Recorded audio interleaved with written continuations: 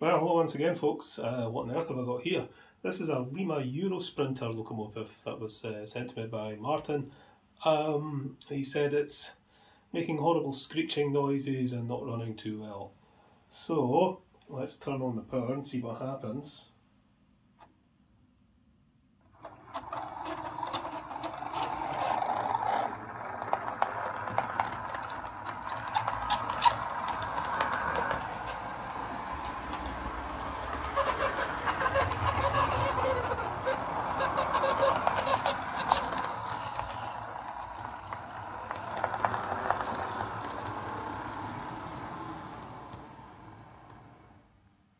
So as you could hear there, yep, it's squealing a bit. That probably just needs a bit of lubrication somewhere. But it also seems a little bit reluctant to pull away at times. And you can hear something whirring inside, so I don't quite like the sound of that. So we'll get it into the shed and we'll take it apart and see what's what. Come on.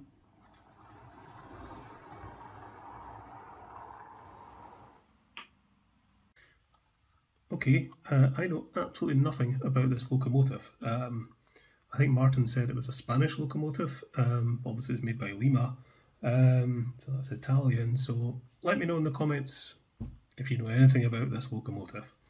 I know absolutely zilch.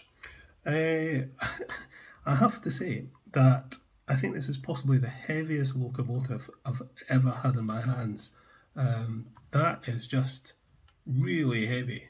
I mean, I would, hesitate to say possibly too heavy.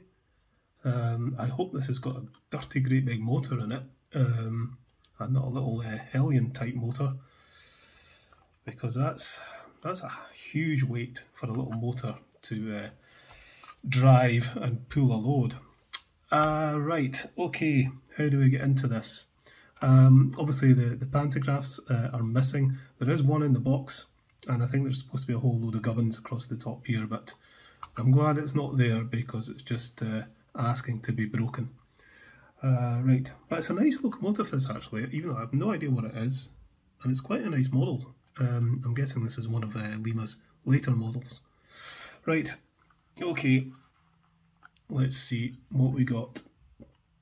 There's two screws there, there's two screws there, and there's two screws there.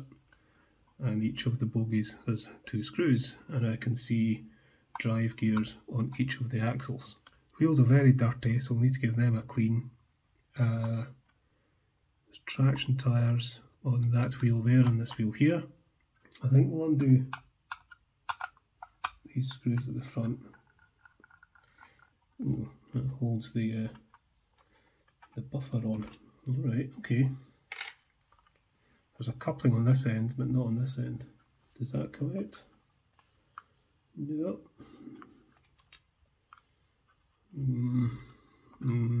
I sense clips actually. Yep. I think we'll try the cocktail stick trick again.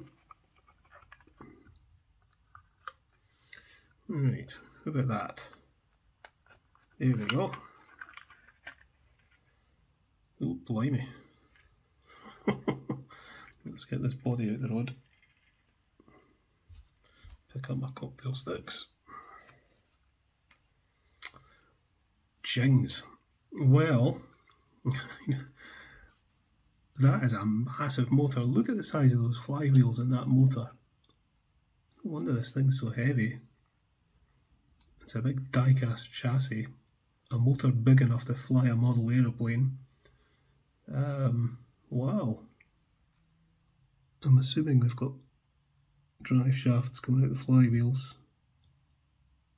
Can't really see, we're going to have to get this off. Oh dear. And there's four little clips on the top there that I think holds it on. And that looks like the contact for the pantograph. I'm just seeing how the pickups work. It's like wire pickups that connect to a sort of a grooved part on the inside of the wheels. Not seen that before, but looks quite effective. Please tell me this isn't glued on. That appears to lift. That appears to lift. So yeah, we've got to try and release these clips, I think, which are screaming out, we're going to break. We're going to break as soon as we try. Let's do that one side first. Right, that's that one out.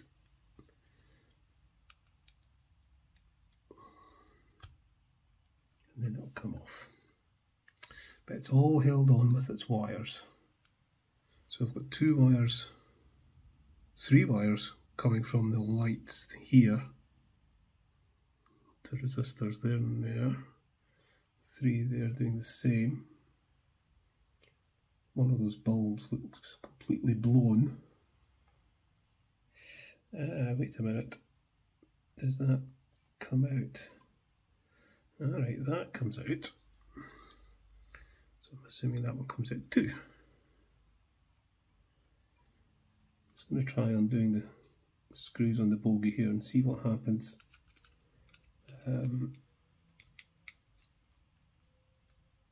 What can we get access to from below?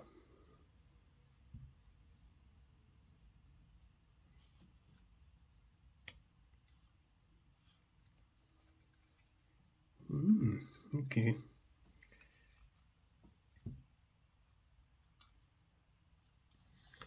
So we've got plastic axles with drive gears on them that don't appear to be split. So that's good. Not seeing anything untoward in there. That a good clean won't sort.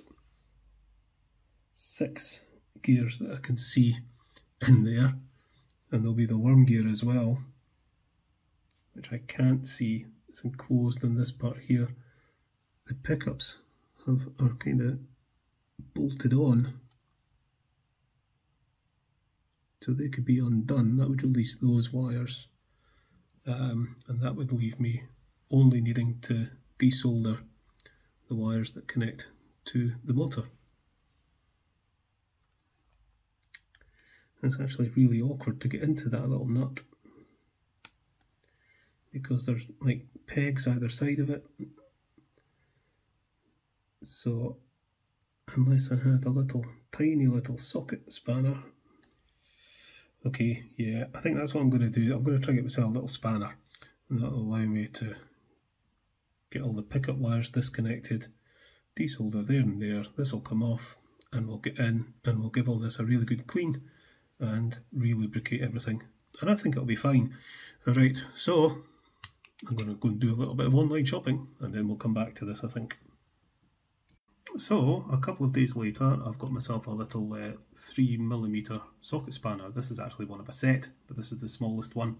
I also bought Hornby's little crank pin spanner. I wasn't sure whether that would fit to these little nuts or not. I didn't think it would, but I've been meaning to buy one of these for ages, so I thought, right, get one of them when I'm at it. It will come in useful one day. Right, okay, so these little nuts, I measured them, and yeah, they're sort of 3mm in one way, and then another way they're about 2.8, you know, so they're not particularly well machined, but hopefully this will fit well enough to allow me to get them off. I mean, I could get them off probably without this, but you know, make things easy on yourself.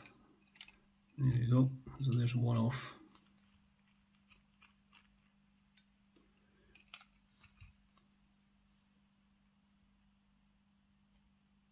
Cool. Right, that's those little nuts off. That will allow me to disconnect that and that, and as you can see, it's just falling off.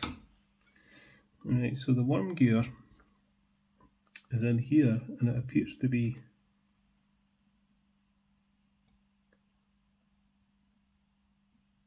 kind of sealed in. Okay, just connect this up. See if I can hear any screeching.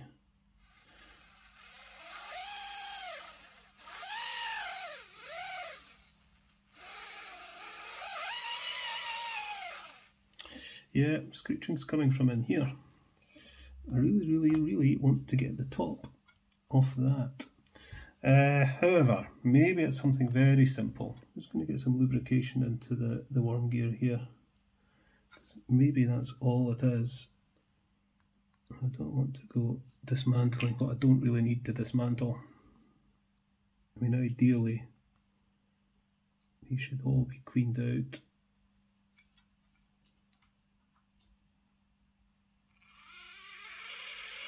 Yeah, there you go. Just a bit of oil, that's all it needs.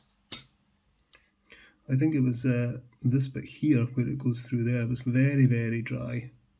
So I think giving that a good oil has done the trick. So we'll do the same for this end. Because these are pretty well encased, you can be quite liberal with the lubrication, which is good. Get lots of grease in there. Now the wheels are absolutely filthy. Don't know how well you can see them, but they're really bad, and they're the typical Lima brass wheels. So we'll try some T-cut on them. Yeah, they're cleaning up okay.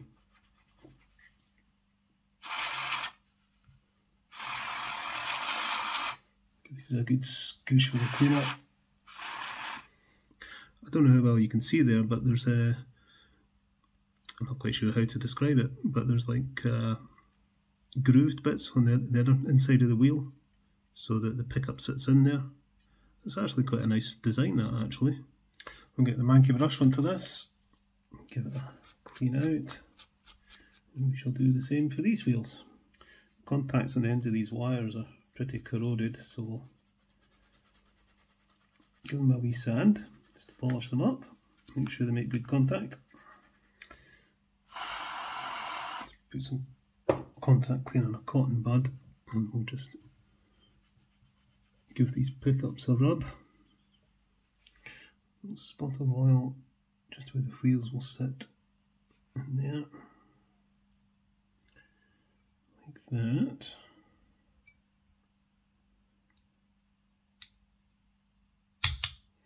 Clip that back on. Now I want to get the little nuts back. There's one thing getting these tiny little nuts off, but getting them on without crossing thread is going to be tricky. I'm really glad I bought this little spanner, because these are really fiddly to put on. Right, okay, that's those on. We can clip this back into place. Right, refit the bogies. So I need to make sure that where's my tweezers? There they are. These pickups are sitting in their little grooved bits of the wheels.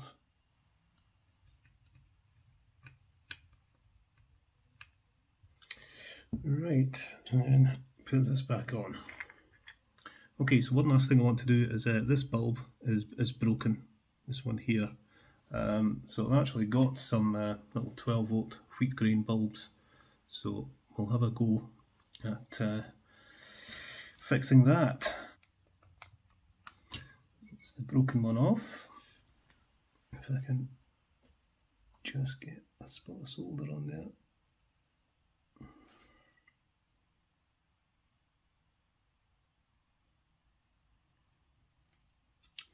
Like that.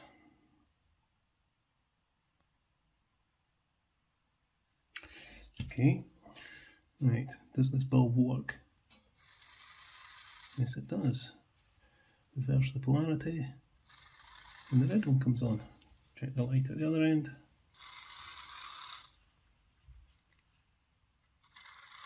Yep, lights are working. Right, I'll snip off the excess here.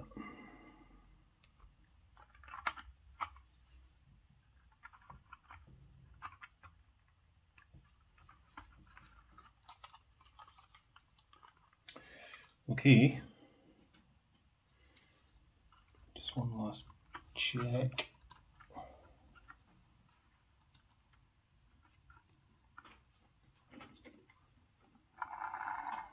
Lights are working there, and the lights are working there. Okay, so there we are. That's this Lima Eurosprinter locomotive. It's actually a nice looking thing, actually. Shame about the pantographs, but yeah. So let's go and pull this out the shed and see how it runs around my layout. I just hope my bridges are strong enough for this. It weighs a ton. Okay, let's bring it out.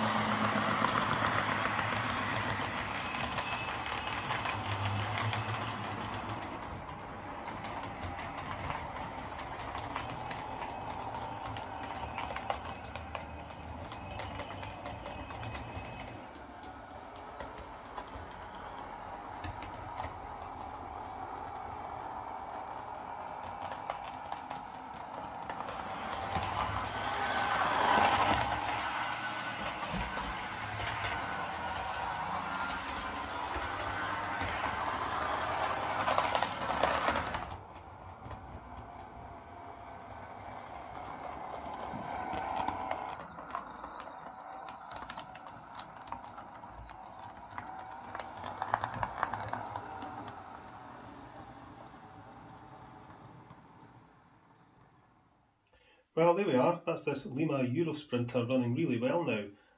Very well, actually. You know, it's super smooth, which is due to its weight. It just glides over the track in quite a realistic way. It's just as well. It's got that great big motor in it, and it makes quite a nice growly humming noise as well. So yeah. Actually, this is maybe one of the nicest running locomotives I've come across in some respects. And it's certainly one of Lima's finest, I think. Yeah, a very nice thing, whatever it is. So yeah, I was right. It just needed a wee bit of oil in the right place, but getting to that right place was a wee bit of an adventure. But always interesting to work on something a little bit different. The lights are working, but the red bulbs are very dim. So I've offered to hang on to this for a wee bit longer and get and fit some new red bulbs and hopefully make them a wee bit more visible. And I've also spotted some replacement pantographs online, so there may well be a wee follow-up video to this quite soon. But that's Martin's Lima Eurosprinter and his Bachmann 158 both running. So I'll certainly get the 158 back to him, and as I say, we'll hang on to this Eurosprinter a wee bit longer. Meantime, catch us later. What's next?